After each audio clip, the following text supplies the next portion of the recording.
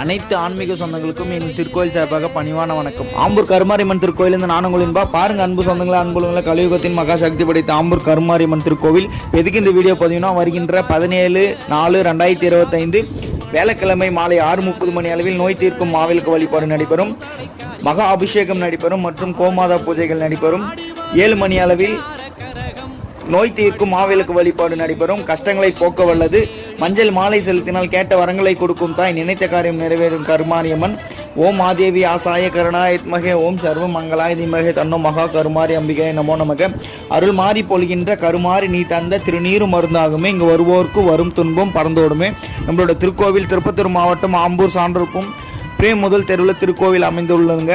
மாவிளக்கு நம் திருக்கோயில் சார்பாக ஃப்ரீயாக வழங்கப்படும்.